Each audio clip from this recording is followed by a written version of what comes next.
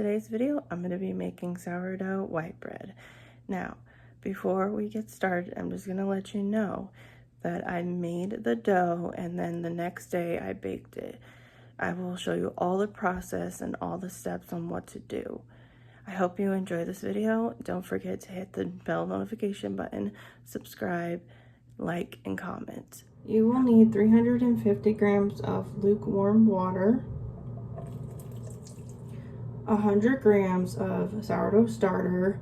Now, I know what you're probably thinking, like, why is it in a container like that? It's mainly because this is my discard from my sourdough starter. I actually have a jar where I feed my sourdough starter. This is just the discard that I got rid of from the jar, and I'm just going to be using this up.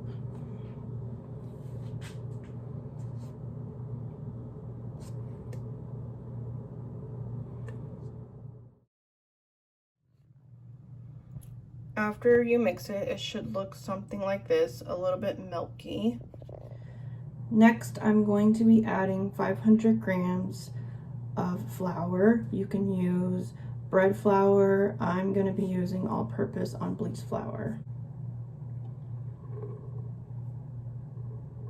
Also, zero out your scale so you don't have to do math.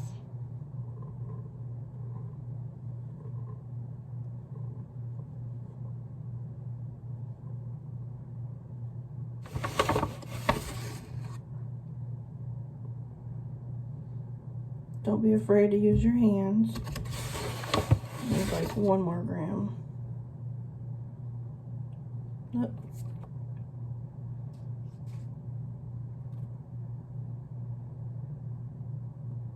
Perfect. Gonna need 10 grams of fine sea salt.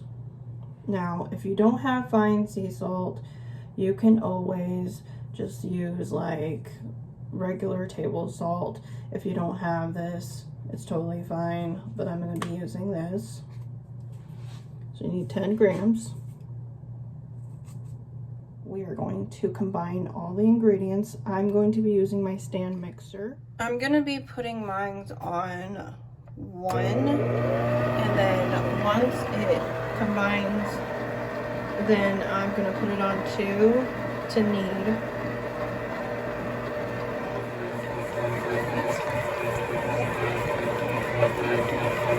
Okay, this is speed 2. I'm going to turn it down back to 1. You want to make sure that it doesn't stick to the walls. If it is a little bit like this, you see how mine is, how it's like a tiny bit on the wall, that's fine. But you want most of your dough together.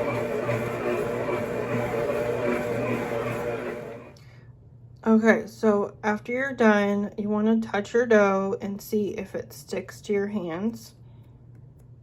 If it doesn't stick to your hands and your finger is clean, then that's good. So I shaped my dough and I put it in here. It doesn't have to look like this. If yours looks like a really shaggy dough, that is perfectly fine. Now we're gonna put either a plastic wrap over it, or you can use a damp towel or a dry towel. Majority, when it comes to sourdough, they usually have a wet towel or they have plastic wrap. I'm gonna be using my towel over there, and we're gonna wait 30 minutes for this to rest. Make sure that you put your dough somewhere with the light on. After the 30 minutes, we will be doing a stretch and fold. It's been 30 minutes, so we're gonna do a stretch and fold. I'm gonna try to do this with one hand because it's very hard to do. So you basically take your dough and fold it in.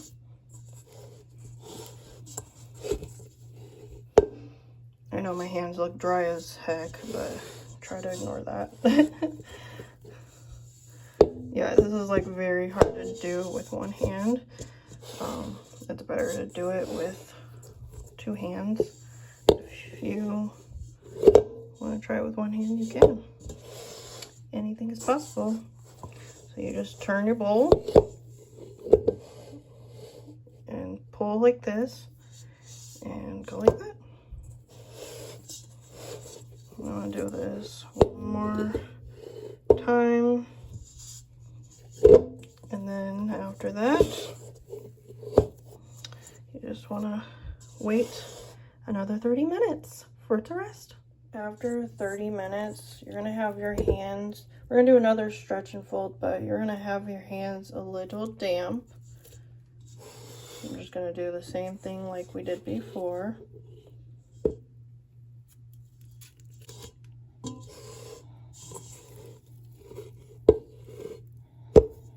Now, we're gonna cover it back up and wait another 30 minutes.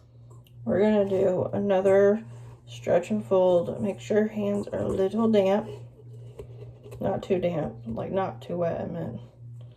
But we're just gonna pull and then push in. I'm doing this a lot better now because I'm using both my hands. I kind of just press my other hand into the dough while the other hand does the work.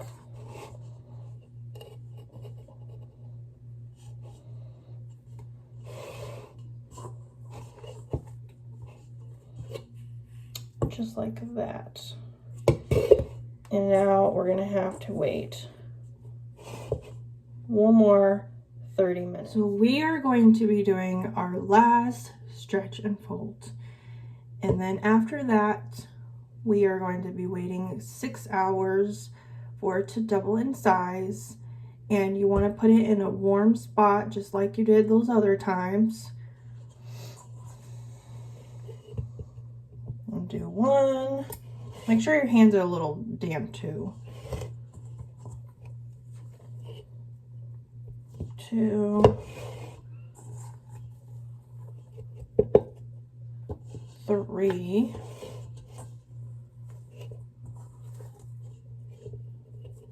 and 4. I'm only doing 4 of them.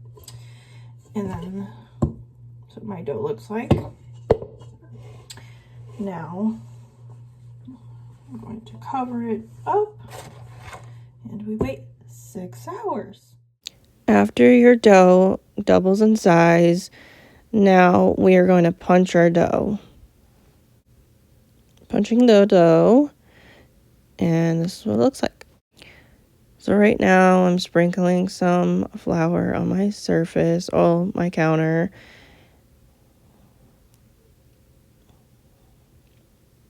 And then you want to take your dough out of the bowl.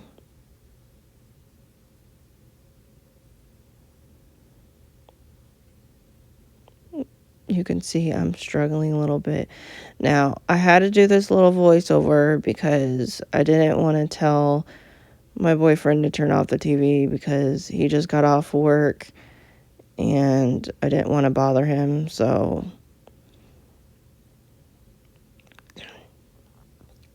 as you can see, I'm trying to get every last bit, but if you can't get everything, you're perfectly fine.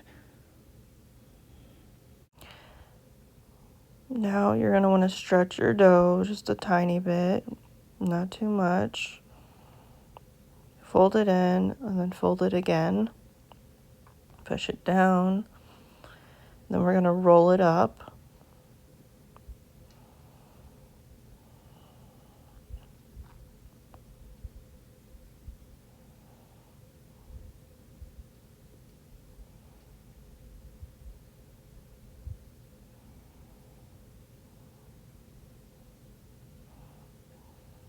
Just trying to fix it a little bit, get some of the flour off of it.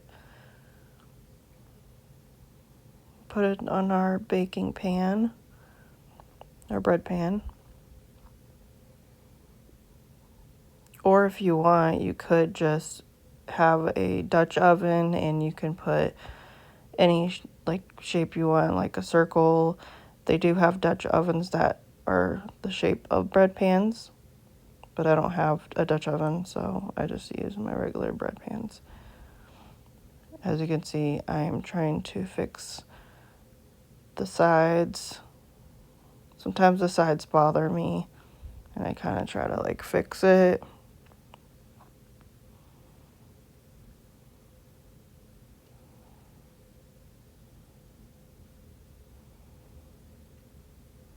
Now you're going to want to put your towel on, or plastic wrap, and you're going to put it in your refrigerator for 8 to 12 hours.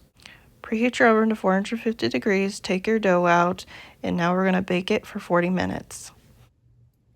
This is what mine looks like, and I'm going to be putting it on this rack. It's 3 a.m.